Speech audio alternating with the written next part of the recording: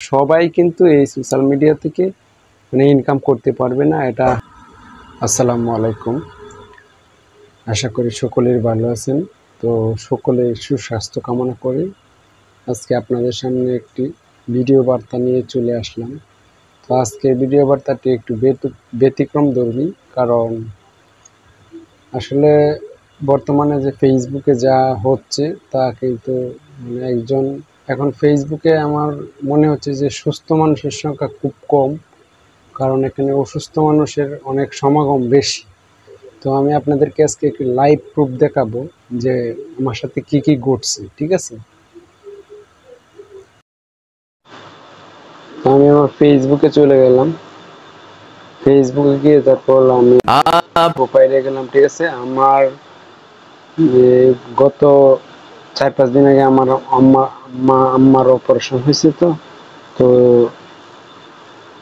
তো এটা নিয়ে আমি একটা পোস্ট করছিলাম যে সকলের কাছে আমার আম্মার জন্য দোয়া চাই, ঠিক আছে? তো এখানে কমেন্ট সেকশন নিয়ে আসলাম।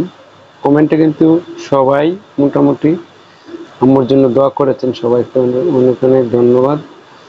তো সকলের মাঝে সকলকে আমি অনেক অন্তঃস্থল থেকে ধন্যবাদ জানাই। তো আমি কমেন্টগুলো দেখতেছিলাম, ঠিক আছে?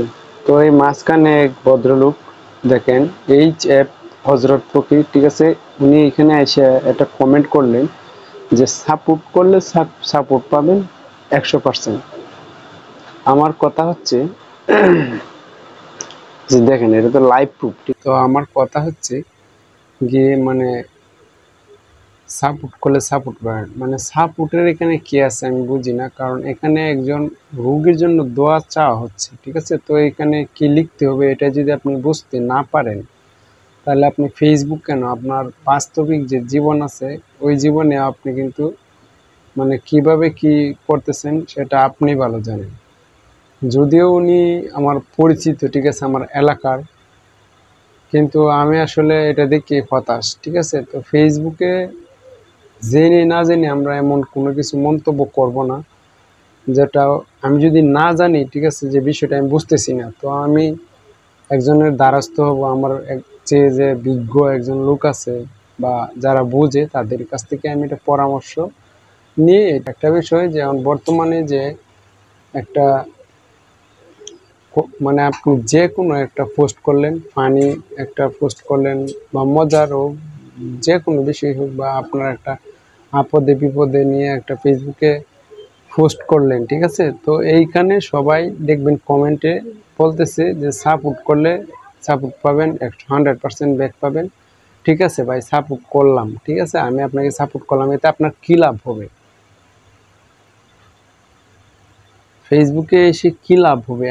আমি আমার জানা মতে আমিও যদিও মাঝে মধ্যে টুকিটাকি ভিডিও মেক করি, আসলে ফেসবুকে আপনাকে সফলতা কখনোই দিতে পারবে না, কারণ আপনার বাস্তবিক আপনার যে বাস্তবতা, আপনার যে লাইফ, আপনার লাইফটা আপনাকে মানে বাস্তবিকভাবে আপনাকে সফল করতে হবে আপনার পরিশ্রমের মাধ্যমে।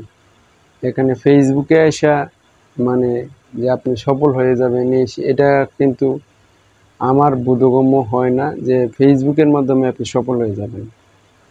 তো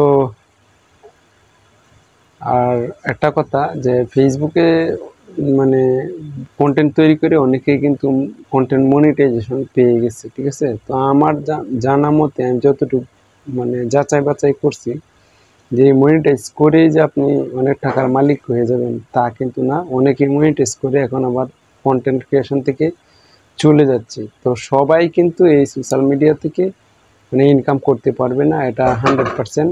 এটা আমার কথাটা আপনারা লিখে রাখুন যে সবাই ইনকাম করতে পারবে না, কারণ হচ্ছে কি আপনার ভিতরে একটা ক্রিয়েটিভিটি যদি থাকে তাহলে অবশ্যই আপনার ভিডিওগুলো মানুষ দেখবে, আর দেখলে যেহেতু প্রচার প্রসার হবে তাহলে আপনি হয়তো কিছু ইনকাম করতে পারবেন। কিন্তু আপনি এই যে ফলো দিয়ে ফলো করবেন, হ্যাঁ, ব্যাক করবেন, ফলো দিয়ে পাশে থাকবেন, হ্যাঁ, আমার ফ্যামিলিতে আপনার দাওয়াত, এইসব করে ফেসবুকে কখনো যারা সাকসেস বলতে মানে যারা মোটামুটি ভাইরাল পারসন এরা কখনো এইসব বলে নাই।